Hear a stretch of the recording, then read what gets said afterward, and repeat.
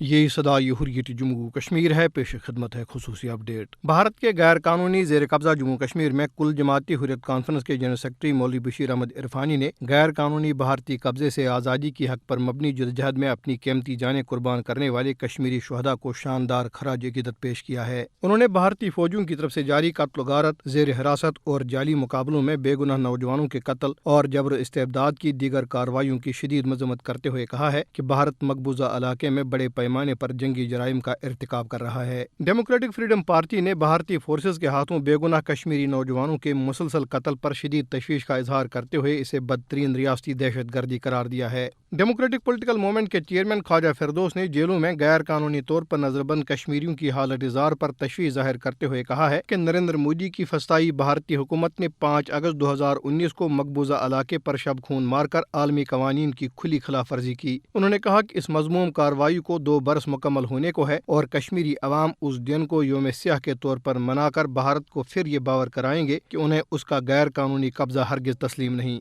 بھارت کے غیر قانونی زیر قبضہ جموں کشمیر کے ضلع بارامولہ میں دستی بم کے ایک حملے میں بھارتی paramilitary central reserve police force کے ایک اسسٹنٹ سب انسپکٹر سمیت 4 اہلکار زخمی ہو گئے۔ ادھر جموں خطے کے ضلع پونچھ میں بھارتی فوج کا ایک اہلکار بارودی سرنگ کے دھماکے میں زخمی ہو گیا۔ مسئلہ کشمیر ایک حقیقت ہے اور بھارت اپنے غیر قانونی اقدامات سے اسے اقوام متحدہ کی سلامتی کونسل کے ایجنڈے سے ہرگز ہٹا نہیں سکتا اور نہ ہی اس مسئلے کے تاریخی حقائق کو تبدیل کر سکتا ہے۔ خصوصی اپ ڈیٹ ختم ہوا۔ لیگ آف نیشنز کی ناکامی کے بعد اقوام متحدہ کا وجود عمل میں آیا تو اس کے بنیادی مقاصد میں قوموں کی آزادی اور حق خود ارادیت کا تحفظ بھی قرار پایا۔ 2 بڑے مسائل اس کے سامنے پیش کیے گئے، ایک فلسطین اور دوسرا کشمیر، دونوں ابھی تک حل طلب ہیں، جبکہ دنیا کے کئی دیگر خطے تنازعات کے سبب بہت دیر بعد اس کے ایجنڈے پر آئے اور حل ہو کر آزاد ریاستوں کے وجود میں ڈھل گئے، جن میں ایسٹ تیمور، شمالی آئرلینڈ، دارفور وغیرہ شامل ہیں، مگر جموں کشمیر اور فلسطین اب بھی اس عالمی فورم کا منہ چڑھا رہے ہیں۔ اقوام متحدہ کی قراردادوں کے مطابق جموں کشمیر متنازع علاقہ ہے جس پر حق خود ارادیت کے اصول کا اطلاق ہوتا ہے۔ ہندوستان ہی اس مسئلے کو اقوام متحدہ لے کر گیا اور اس کے پہلے وزیر اعظم پنڈت نہرو نے واضح الفاظ میں کہا کہ کشمیر کی تقدیر کا فیصلہ یہاں کے عوام کریں گے۔ بھارت اس وعدے پر عمل درآمد سے ہمیشہ پہلو تہی برتتا رہا، کشمیریوں کے جائز حقوق تسلیم کرنے سے انکاری ہی رہا۔ 5 اگست 2019 کے بعد سے خصوصی آرٹیکل 370 کو منسوخ کر کے تمام بین الاقوامی معاہدوں کو رون ڈالا۔ یہی نہیں بلکہ یہاں کی الگ شناخت کو ختم کرنے کے لیے آبادی کا تناسب تبدیل کرنے کی مذموم